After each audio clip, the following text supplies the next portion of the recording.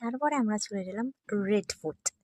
তো red fort তো তোমরা জানোই, একদম হিস্টোরিক্যাল মুভমেন্ট, একদম হিস্ট্রিতে যেই জিনিসগুলো লেখা থাকে ওই জিনিসগুলো। রেড ফোর্ট এখন আমরা যাচ্ছি টিকিট কাটতে।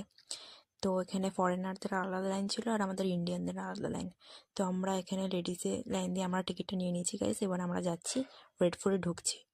তো জায়গাটা মানে আমরা যে আমি তো দমদমে থাকি, আমি ইকো পার্কে ঘুরতে গেছি। তো ওইখানে যত না জায়গা তার 5 গুণ বেশি জায়গা, একটা রাজাদের মানে মনুমেন্ট, মানে আমি আর কি বলবো, মানে খুব সুন্দর খুব সুন্দর। আই মিন ওরা খুব মেনটেন করে রাখতো, এত এত এত সুন্দর একটা রাজমহল।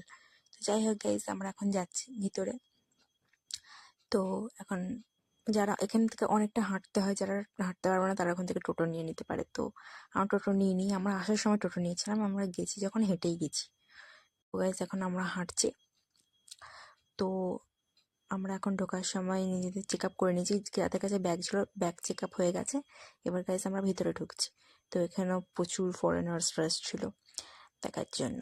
তো যাই হোক, এখন আমরা ভিতরে যাচ্ছি গাইজ। এটা এন্ট্রান্স গেট, এত বড় এন্ট্রান্স গেট, শুধু এর ভিতরে তো এখনো খেলাবি বাকি। তো এখানে অনেক ফটোশ্যুট করে নিচ্ছিলাম আমরা। তো এবার আমরা ভিতরে যাচ্ছি গাইজ। ওখানে ভিতরেও অনেক ছোট ছোট অনেক শপস ছিল, মানে আবার ওখানে সাজগোজের জিনিস, মানে ক্লিপস, তারপর মানে মেয়েদের যে ব্যাগস, তারপর আরো অনেক কিছুই, যেই কসমেটিক্সের জিনিস আছে ওরকম অনেক জিনিস ছোট ছোট দোকান বসেছিল। তো ওইখান থেকে অনেকেই অনেক কিছু শপিং করছিল। আমি জানি না যে অনেক বছর আগে আকবর এইসব অ্যালাউ করতো কিনা নিজের মহলে, কিন্তু এখন এগুলো ভিতরে আছে। তো যাই হোক, এখন আমরা ভিতরে যাচ্ছি। তো এইটুকু নয়, ওই ভিতরে আরো অনেক ইয়ে আছে, শপস আছে। তো যাই হোক, এগুলো দেখতে দেখতে ভিতরে যাচ্ছি গাইজ। অ্যান্ড এখানে সবাই কেনার থেকে বেশি তো ফটোশুটই করছে, কারণ এটা একটা রাজার মল। তো যাই হোক, ভিতরে যাচ্ছি গাইজ। ভিতরে তো গিয়ে একটা গার্ডেন দেখতে পেলাম অনেক বড়। ভাবলাম হয়তো একটা অনেক বড় একটা মলের ভিতরে গিয়ে দেখলাম একটা পুরো একটা গার্ডেন, অনেক বড় একটা গার্ডেন। এটা একটা লাইব্রেরি, এখানে আমরা যাব, কিন্তু ওখানে ফোন অ্যালাউ ছিল না, যার জন্য ওখানে ফোন নিয়ে ঢুকতে পারিনি। তো এখন আমরা ভিতরে যাচ্ছি অনেক জিনিস দেখার জন্য। দেখি আস্তে আস্তে কি কি আসে, আমরা আস্তে আস্তে সব দেখে দেখে যাব। তো গাইজ এখন আমরা এগিয়ে যাচ্ছি, এই লাইব্রেরিতে আমরা যাব গাইজ। একটুক্ষণ বাদ, এখন একটু হেঁটে একটু বুঝিনি কোথায় কি আছে না আছে। আমি আমার সাথে জায়গাটাকে দেখিয়ে নিচ্ছি যে হ্যাঁ আমি এসেছি রেড ফোর্টে। তো যাই হোক, তো এখানে আমরা গেছিলাম, বাট ফোন তো অ্যালাউ ছিল না, জন্য দেখাতে পারলাম না। তো এবার আমরা যাচ্ছি অন্য অন্য জিনিস দেখতে। অনেক ফরেনার্সরা এসেছিল অনেক বছর আগে, এসে সবকিছু তো ভেঙে চুরে নিয়ে চলে গেছিলো। মানে অনেক ইয়ে হয়েছিল, যুদ্ধ হয়েছিল তখন, এরকম সব ভেঙে গেছিল।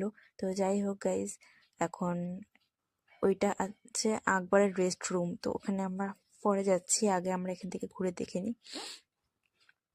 তো গাইজ, আমরা এখান থেকে একটা এক্সপ্লেনার নিয়ে নিয়েছিলাম, আমাদেরকে যে সবকিছু এক্সপ্লেন করেছিল যে এটা কি ওটা কি সেটা কি। তো ওরকম এক্সপ্লেনার নিয়ে নিয়েছিলাম।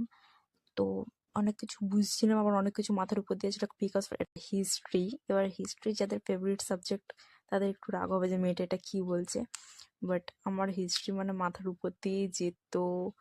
অ্যান্ড সরি গাইজ এটা বলার জন্য।